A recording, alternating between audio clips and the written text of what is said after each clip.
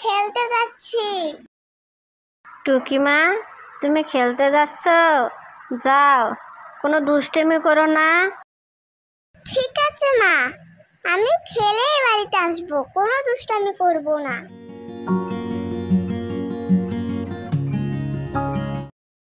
বৌমা, তোমার কি কোনো আক্কেল জ্ঞান নেই নাকি? ছেলেটা আমার সেই সকালবেলা না খেয়ে কাজে চলে গেছে। তা রান্না কি তোমার বাবার বাড়ির লোক এসে করে যাবে, না রান্নাটা বসাতে হবে? মা, আপনি চিন্তা করবেন না, আমি এক্ষুনি রান্না বসাচ্ছি।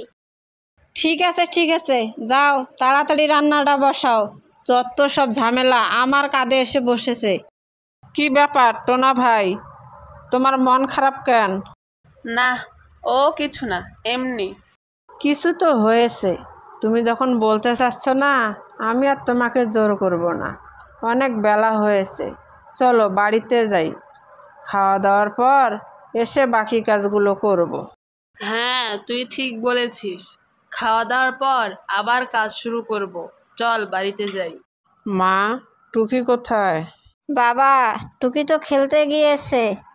আর তুই এখনে ভাত খালি, একটু দম নিয়ে কাজে যা। মা, এখন বসে দম নেওয়ার সময় নেই, অনেক কাজ রেখে এসেছি, ওগুলো করতে হবে। আমি এখন যাই। আরে আরে, ভাবি যে, এতদিন পর বুঝি আমার কথা মনে পড়লো আপনার? আরে না, তোর কথা সব সময় মনে থাকে, কিন্তু আসার সময় পাই না। আজকে ছেলেটা একটু কাজে বেরিয়েছে, তাই ভাবলাম এফাকে একটু তোর সঙ্গে দেখা করে আসি। তোর ছেলের কি খবর? ভাবি, আমার ছেলে ভালো আছে। আর খুশির খবর হলো যে আমার ছেলে বিয়ে করেছে, অনেক সুন্দর ফুটফুটে একটা বউ এনেছে। আর মেয়ের বাবা মেয়ের সঙ্গে অনেক কিছু দিয়েছে। বলিস কি রে? আসলে তোর ভাগ্যটা অনেক ভালো। আর আমাকে দেখ, আমার কি পোড়া কপাল।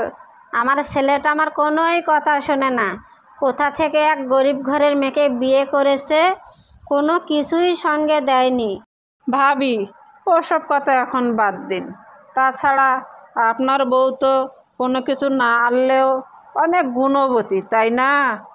আর তার উপরে একটা নাতনি হয়েছে আপনার। এখন আর কি করার আছে বলুন? ভাগ্য তো মেনে নিতে হবে, তাই না? আর মেনে নেওয়া, ওই বউকে তো আমি দুই চোখে দেখতেই পারি না, কিভাবে মেনে নেব বল? তোর সঙ্গে কথা বলতে বলতে আমার অনেক দেরি হয়ে গেল। তুই থাক, আমি এখন যাই, নইলে ওই বউ আবার টোনাকে কুবুদ্ধি দিবে। আমি চললাম রে, তুই ভালো থাকিস। দাদিমা, দাদিমা, তুমি কোথায় গিয়েছিলে? আমাকে সঙ্গে নিয়ে গেলে না যে? তোর ছোট দাদির বাড়িতে গিয়েছিলাম, একটু কথা বলে আসলাম। তা তোর বাবা কি ফিরেছে রে টুকি? না দাদিমা, বাবা তো এখনো আসেনি। বাবা আসার টাইম হয়ে গেছে, মনে হয় এক্ষুনি আসবে বাবা। আমার ছেলে এখনো বাড়িতে ফেরেনি, এটাই সুযোগ। আজকেই ছেলের বউকে যে কোনো একটা দুর্ঘটনা ঘটিয়ে বাড়ি থেকে তাড়িয়ে দেব। দাদিমা, তুমি কিছু ভাবছো নাকি? চুপ হয়ে গেলে যে হঠাৎ? তোর দাদি বাড়ি থেকে ফেরার সময় তোর বান্ধবী ঈশিতার সঙ্গে দেখা হয়েছিল। সে তোকে খেলতে ডাকলো রে। যা যা, খেলতে যা। ঠিক আছে দাদিমা, আমি যাচ্ছি। ও বাবা রে, মা, আপনার কি হয়েছে? আপনি কিভাবে পড়ে গেলেন? উঠুন মা, উঠুন, জলদি করে উঠুন, আমি আপনাকে ধরছি। তাড়াতাড়ি উঠুন। মায়ের কান্নার শব্দ শুনছি, মনে হচ্ছে ওদিক থেকে আসছে। মার আবার কিছু হলো না তো? জলদি করে যাই মায়ের কাছে। মা, তুমি এখন কেমন আছো? এখন কি ভালো লাগছে? তুমি কিভাবে পড়ে গেলে? দেখে শুনে চলাফেরা করতে পারো না? বাবা টোনা, তোর ছোট চাষির বাড়িতে গিয়েছিলাম বলে তোর বউ আমাকে গোসলখানায় ধাক্কা দিয়ে ফেলে দিয়েছে। ওই বউ বাড়িতে থাকলে বাবা আমাকে মেরে ফেলবে।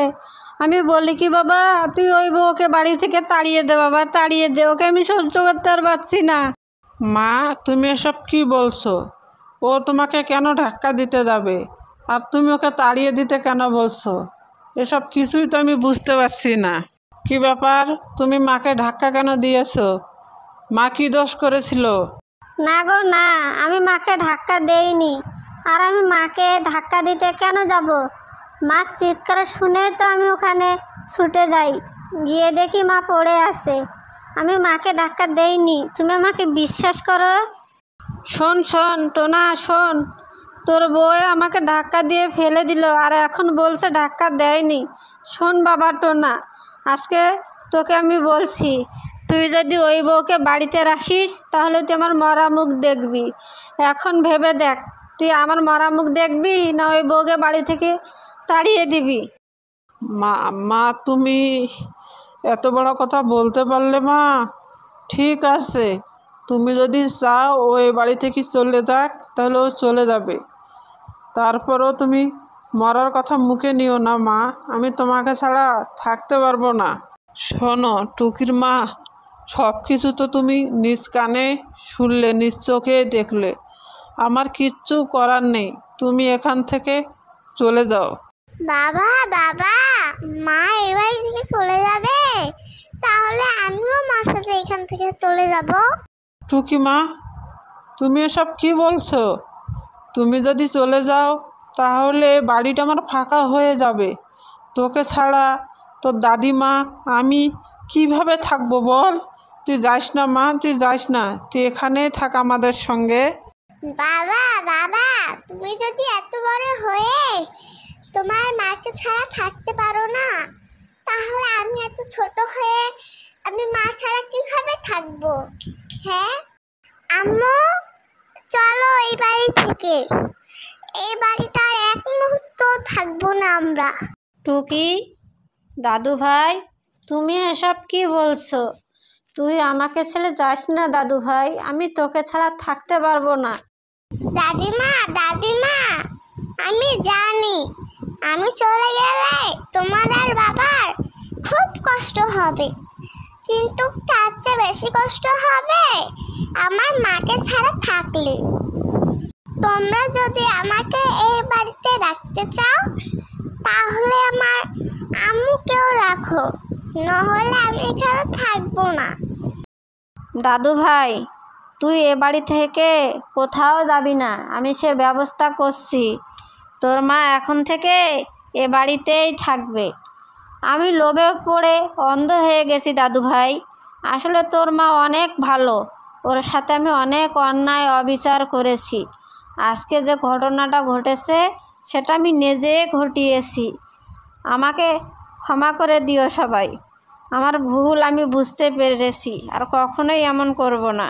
বন্ধুরা, ভিডিওটি ভালো লাগলে লাইক কমেন্ট সাবস্ক্রাইব করতে ভুলবে না কিন্তু।